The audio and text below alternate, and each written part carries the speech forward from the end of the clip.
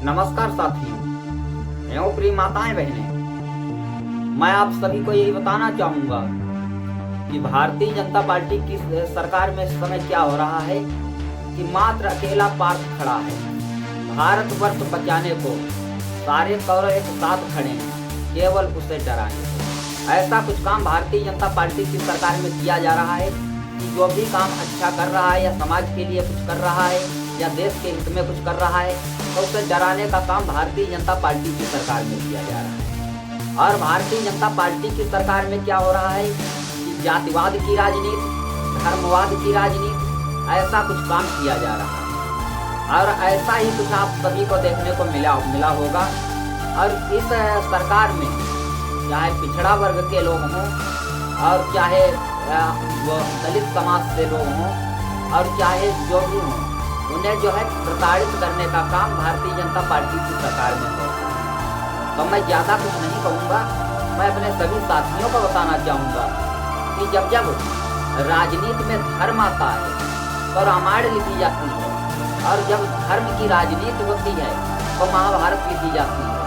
और ऐसा ही कुछ देखने को बराबर आप सभी को मिल रहा है कि धर्म की राजनीति तो भारतीय जनता पार्टी की सरकार कर सकती है, लेकिन जहाँ पर देश का हित हो और समाज का हित हो वहाँ पर भारतीय जनता पार्टी की सरकार कुछ नहीं कर सकती। मात्र किए तो क्या किए, खोखले वादे। खोखले वादे कैसे किए?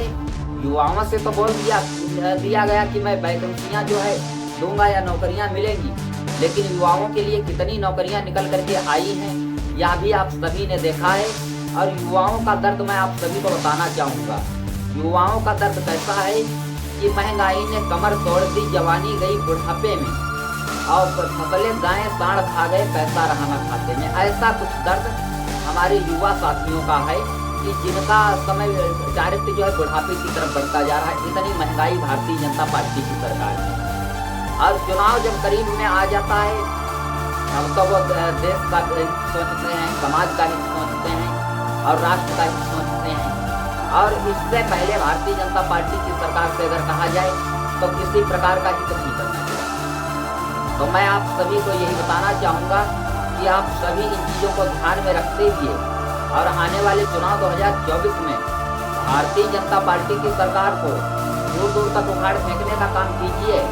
तब हमारे देश का हित और हमारे समाज का हित हो सकता है, नहीं तो हमारे देश का हित और हमारे समाज का हित नहीं दिखाई पड़ रहा है।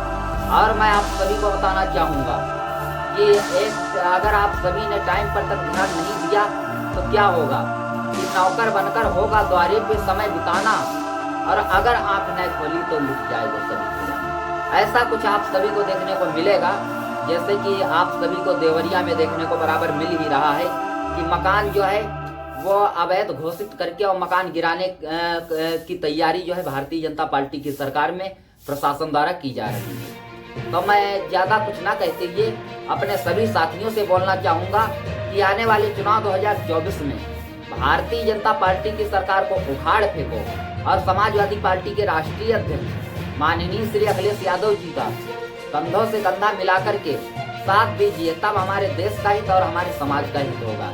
इन्हीं शब्दों के साथ साथ आप सभी लोगों को जय समाजवाद।